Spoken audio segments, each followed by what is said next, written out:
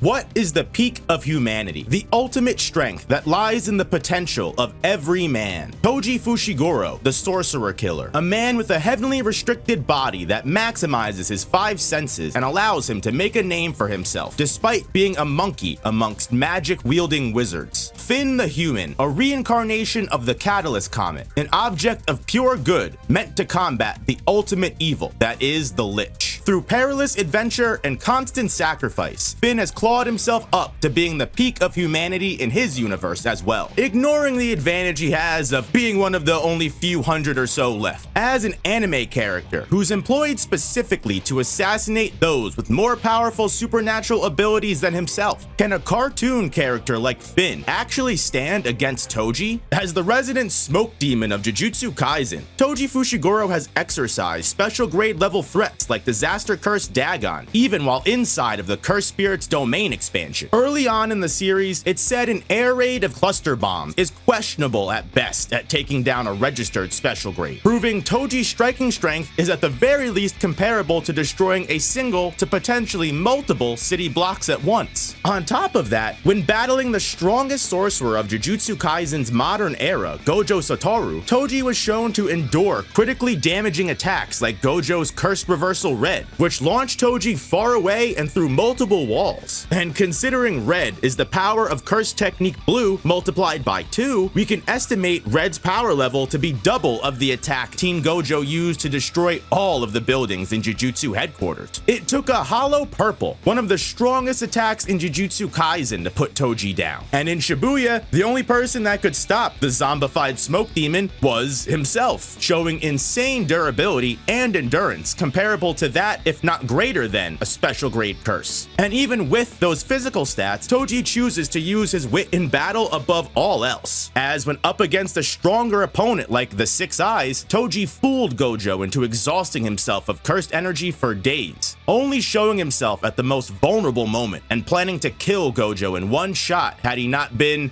well, Gojo Satoru. Toji's intellect is of genius level, allowing him to constantly make on-the-fly decisions and analyze situations as they come, such as when dealing with Geto Suguru's different manipulated curse spirits and their techniques. Or Toji can plan and commit to long-term strategies, such as releasing flyhead curses as a shaft grenade to hide his presence. Toji's hidden inventory curse spirit is one of his most effective tools, being able to hide and spit up any number of Toji's curse tools that will be most effective in any given situation. And besides hundreds of flyheads to mimic shaft grenades, Toji also has the Chain of 1,000 Miles for long-range combat, the Soul Split Katana, which is a sword that attacks the soul and completely ignores any and all durability, the Inverted Spear of Heaven, which is a smaller dagger that can disrupt curse techniques or supernatural powers, and last but not least, Toji's own body itself is also a supremely useful weapon. Known by the title of the Invisible Man, Toji's heightened senses and light feet allow him to maintain an almost incognito level of stealth when tracking or tailing targets. It's the sole reason he was able to stab Gojo in the back with no one noticing, or that Toji could sneak up and pull the trigger on Riko Amanai without tipping off Geto's sensory curses. Even though Finn isn't a Jujutsu sorcerer and relying on sensing Toji's cursed energy, of which he has none, Toji is a master at eliminating his human traces as well, even stating the only person to ever know Toji was behind them was a young Gojo Satoru with his special 6 eyes. And considering Toji's extreme levels of speed, surpassing that of a speeding bullet at Mach 3, potentially, depending on how generous you want to be, you could even get Toji much higher than that if we match his speed with his second coming, Mach Zenin. Matching all of that with his quote-unquote invisibility, it's no wonder in a world of sorcerers, Toji Fushiguro can maintain his status as a superior threat. However, in a surprising turn of events, dangerous threats like Gojo Satoru aren't that rare in the land of Uu, as by the end of Adventure Time, Finn the Human has already confronted his arch-nemesis the Lich multiple times. The Lich being Adventure Time's cosmic concept of the inevitable death of all things, an eldritch being born of a Catalyst Comet, similar to Finn, except exemplifying the ultimate evil and wielding the power to bring doom to the entire planet. The Lich can peek into alternate dimensions as well as create whole worlds to trap others within. Its conjured black flames are enough to bring down an entire citadel through plague and destruction. With the power to end all life on Earth as we know it, the Lich has still lost to Finn on numerous occasions. powers. And this isn't just due to Finn's quick thinking and exceptional combat prowess, but the planet-busting potentials Finn wields himself. As the owner of the Night Sword, a blade empowered with the essence of Hunson Abadir, the soul-sucking lord of evil and demon ruler of the Nightosphere, Hunson Abadir is an all-powerful being comparable to actual gods like Orgalord that predate time itself. And not only does Hunson claim to rival these deities in power, Finn has already proven his ability to damage beings like Orgalord even before receiving the buff from the Night Sword, bringing his physical potential to even grander heights than before. The Night Sword is also capable of slashing open portals to the Nightosphere, a separate plane of hellish reality, entirely full of evil demons and monsters with no escape, or conjuring long-range chains that can not only hold down and restrict powerful foes, it instills debilitating buffs to their physical stats according to percentage, meaning the chain's nerf scales to its target, no matter how much stronger they are, which can make all the difference against world-ending Lovecraftian gods. Finn the Human has not only endured multiple severe blows from the old gods and lived to tell the tales, he's also extremely durable to elements like fire, ice, or electricity, shaking off status effects like burn, freeze, shock, and even more dangerous setbacks like toxins or having his soul absorbed. His immunity to these things are either built from outright experience, such as dating Flame Princess and therefore having a tolerance to heat, or powers he gains from drinking things like the Sacred Spring that bring immunity to electricity strong enough to vaporize entire boats in seconds. Even after having his legs broken, Finn is barely phased and tells the person that broke it, quote-unquote, whatever. Through training with the gumball robot Rattleballs, Finn learns to wield the sword masterfully and adapt reflexively to opponents' attacks in order to counter their weaknesses or take advantage of the environment around him. Finn's senses are heightened to the maximum as well, thanks to days of being trapped in the halls of Egress, where Finn was completely blind and had to survive and fight without sight. Finn's also exceptional just at multiple different fighting styles, raising his battle IQ to the highest degree by undergoing ice ninja training and also becoming a full-fledged wizard with chaotic control over magic. And on top of all of his own combat abilities comes Jake the dog, Finn's quote-unquote hidden inventory replacement. Jake is a shapeshifter who is able to stretch or contort his body to take the form of any size or shape that's required. Jake can transform different parts of his body into weapons, means of escape, or protecting Finn, even just outright splitting himself into smaller duplicates that all have minds of their own. Using 2 minds instead of 1, Jake and Finn's adaptability and battle intelligence become significantly multiplied, as the two of them are great at synchronizing their attacks or plans with little to no preparation beforehand. And while Jake may not wield the power to confront planetary threats like Finn does, his shape-shifting powers allow him to regenerate large injuries after a short duration, and Jake has even survived having the Lich's death mist poured directly down his throat. Jake's overall utility for Finn is extremely significant in an all-out 1v1 battle. That's if we consider Jake a weapon for Finn though, because I would not blame you for not wanting to include Jake in Finn's power estimations, as then the fight technically isn't a real one-on-one. But that being said, even on his own, Finn the Human is deflecting straight up lightning bolts from the Ice King without flinching, with all the natural acrobatics to parkour across cities and scale large towers without any effort. Finn the Human clearly fits all the criteria necessary to fight an anime. A reminder that we should never underestimate a character just based on where they came from. Honestly, a pretty important life lesson as a whole, really. Now, which of these characters would we consider the peak of humanity? In a straight up no-holds-barred fight, while Finn the Human has a supremely wide stat advantage over Toji, the Sorcerer Killer does have the Soul Split Katana, the perfect counter to stronger opponents that ignores all durability and strikes Finn's soul directly with no potential way to ever heal or regain what's lost or cut off. But this is nothing compared to the handicap that the Night Sword gives to Finn. Even if you really wanted to argue that an anime character should always be stronger than some Cartoon Network character, if Toji is weakened or can't hit Finn at all, he, as well as the Soul Split Katana, are both useless. And considering Finn is casually reflecting bolts of pure lightning, when at best the most you can say about Toji is Maki, his second coming, could notice, react, and raise her arms in anticipation of a lightning strike, which even then that's being very generous, it still would not be fast enough to keep up with a Finn that's keeping up with Lovecraftian gods that possibly accelerate past the speed of light. So whether we lowball or highball, it's still not in Toji's favor. Losing his speed advantage and being outclassed in power, Toji would have no choice but to fight on the back foot, making the most of his almost invisible level stealth and trying to rack his brain for the best possible counter strategy to throw Finn off. Due to Finn's extra sensory though, and his experience fighting without sight, Finn does have a much higher advantage than someone like Teen Gojo did in their original fight, who so heavily relied on his 6 eyes and cursed energy senses to keep track of Toji. And since Finn is much more used to reading opponents based off their physical moves anyway, the slightest pin drop or change of air could alert Finn to a sneak attack, while Finn's ninja training could also act as a way for him to interpret Toji's stealth or fight back stealthily in his own way. And if we are giving Finn access to Jake as a weapon, there's not even a question of the two ever being caught off guard by Toji, since Jake's shapeshifting not only provides defense and reactions at any and all angles around Finn that he can't keep track of himself, the different transformations Jake has offer Finn a wider variety of tools than Toji has. And Toji, at best, can try and fight long range with the chain of 1,000 miles, or hide inside a flyhead swarm. Toji's inverted spear of heaven is useless in this situation, leaving Toji with his only win con as trying to one-shot Finn with the soul split katana. If this was one-on-one tournament rules, both of them having no prior preparation, Finn's higher stats, larger move pool, and possibilities overwhelm Toji and leave him with next to no options of victory, unless Finn outright just does nothing or gets distracted. Finn has proven himself as a high enough level fighter to definitely keep pace with the older Toji's fighting experience, so the power difference gives Finn way too much of a lead for Toji to ever come back from, whether or not Jake the dog is involved, because if he is, it just becomes even more assured that Toji is not going to be able to sneak in a victory. Now, I would change my tune if this was some kind of assassination assignment for Toji, and the Sorcerer Killer received as much information as he could about Finn and Jake, who honestly have no idea he's coming. I could see Toji concocting the perfect scheme to get away with the kill in the dead of night while both Finn and Jake are asleep, or by putting them in some kind of crisis situation in the middle of an adventure where neither of them is able to respond appropriately and he gets them while they're distracted. Or, frankly, he just does what he did to Gojo and wears Finn down through excessive exhaustion until he's too weak for Toji to miss. However, Toji better hope he kills both birds with that one stone, because don't even get me started on who wins just between Jake and Toji. But anyway, guys, thank you so much for watching, and I hope you enjoyed this short little video that I thought would be fun to do during December. If you enjoyed this weird anime cartoon crossover, check out some of the other cartoon content that I've done, or comment down below and let me know what else you would like to see. Click the like button and subscribe so you don't miss that next upload, and the PBS moons are coming soon.